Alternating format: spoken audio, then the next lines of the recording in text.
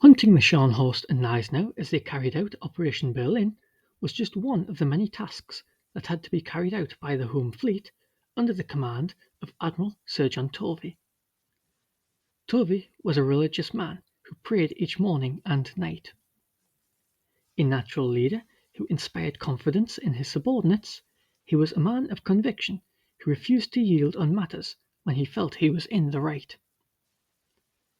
Tovey had entered the Royal Navy in 1900 at the age of 15. Aged 30, he commanded the destroyer Onslow during the Battle of Jutland, in which he closed with the German battlecruiser squadron and sank the light cruiser Wiesbaden. For this action, he was awarded the Distinguished Service Order. Promoted to captain in 1923 and given command of a destroyer flotilla, 7 years of alternate sea and shore commands followed before he was assigned to the Admiralty as an assistant to the Second Sea Lord. Appointed as the commanding officer of HMS Rodney in 1932, in 1935 Tovey was nominated to the Mediterranean Fleet as the Rear Admiral destroyers, a position he took up in 1938.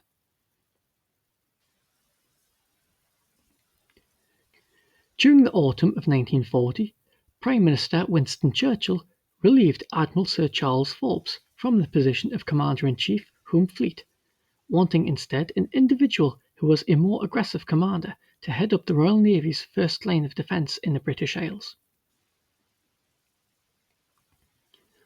For his part, Forbes was a victim of the years of negligence and apathy towards the military, particularly the Royal Navy, during the interwar period.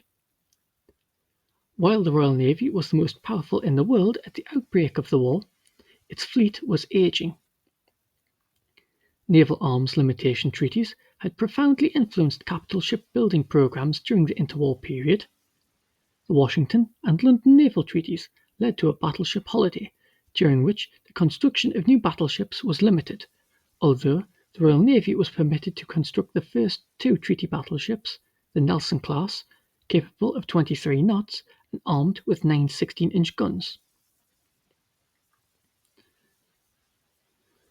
Following the construction of these 2 ships, battleship naval construction was severely curtailed and only picked up in 1935 when plans began to be drawn up for battleships displacing 35,000 tons, armed with 14-inch guns. This design would become the King George V class, of which 5 ships would be constructed.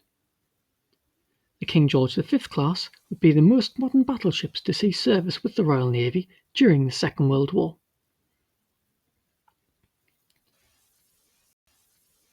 Displacing 42,200 tons at full load, HMS King George V was the lead ship of the class.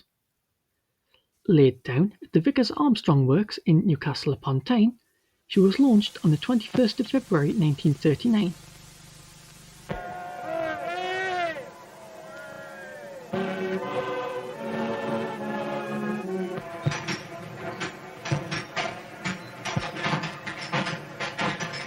I named the ship King George V.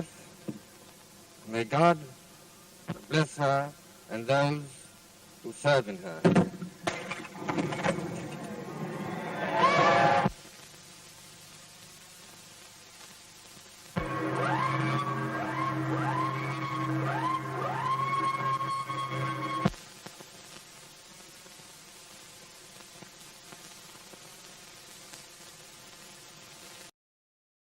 "745 feet long, with a beam of 103 feet and a draft of 32.6 feet, the ships of the King George V class were equipped with a main armament of 10 BL 14-inch Mark VII naval guns in 2 quadruple turrets, fore and aft, with a single twin turret situated behind and above the forward quadruple turret. The secondary armament of the ships was comprised of 16 5.25-inch dual-purpose guns housed in 8 twin turrets. The armour protection of the ships of the King George V class was designed after consideration of the experience gained during the Great War and following experiments conducted during the interwar period. The design of the class was dominated by the provision of protection. Magazine protection was given high priority through the provision of thick deck and belt armour, and by the provision of placing the magazines themselves in the lowest levels of the ships. The main armour belt was 23.5 feet high and covered the side of the hull from the main armoured deck to 15 feet below the waterline. The belt armour was at its thickest at and above the waterline. Along the magazine areas, the belt was 14.7 inches thick and was comprised of cemented armour.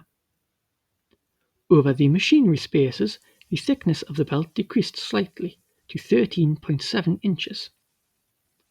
The armour provision of the King George V class was designed to offer protection from guns of a greater calibre than the ships of the class themselves mounted. At the time that the class was designed, the armour protection that was provided to the ships was second to none. The armour protection of the class would ultimately only be exceeded by the Japanese Yamato class.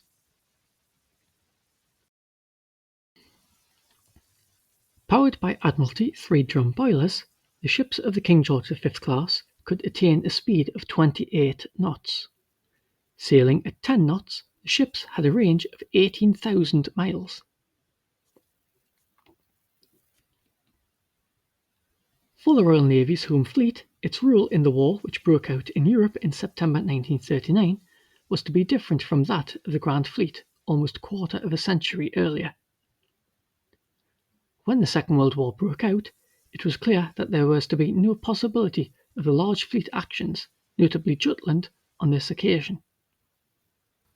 Neither Admiral Forbes, the Commander-in-Chief of the Home Fleet at the outbreak of war, nor his successors expected to fight another Battle of Jutland, because the navy constructed by Hitler was vastly different to that constructed by Kaiser Wilhelm II.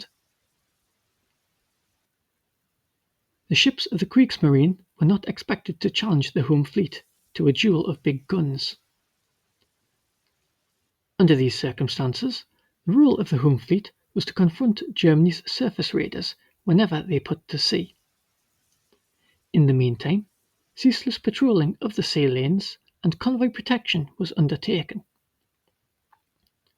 The result was to be a war of ceaseless vigilance and constant wearisome activity. By the time the Kriegsmarine conducted Operation Berlin, the mantle of Commander-in-Chief Home Fleet had been passed to Tovey. In October 1940, Tovey was appointed as the new Commander-in-Chief Home Fleet. With the appointment, it was now up to him to make all of the decisions regarding the deployment of the ships under his command when German ships appeared in the North Sea and made attempts to break out into the Atlantic. When Tovey assumed command of the Home Fleet, it was stronger than it had been at the beginning of the war. On the 6th of February 1941, HMS King George V joined the Home Fleet and became Tovey's flagship on the 1st of April. Alongside King George V, Tovey had at his disposal the battleships Nelson and Rodney, the battlecruisers Hood and Repulse, which formed the Royal Navy's battlecruiser squadron, along with 11 cruisers and 17 destroyers. It was a respectable force which was larger than the entire Kriegsmarine. By May 1941, the composition of the force under Tovey's command had changed somewhat, as ships were reallocated to meet the needs across the globe. HMS Nelson, Rodney and Repulse were all detached or earmarked for detachment from the Home Fleet. In their place, the new battleship Prince of Wales was to join the fleet. The number of cruisers under Tovey's command had increased to 4 squadrons. However, A number of these ships were needed to conduct patrols of the access routes to the Atlantic in order to guard against German breakout attempts. Many thanks for watching. Please subscribe for more updates, like and share. You can also help to support the channel at Patreon. Details are in the description box below.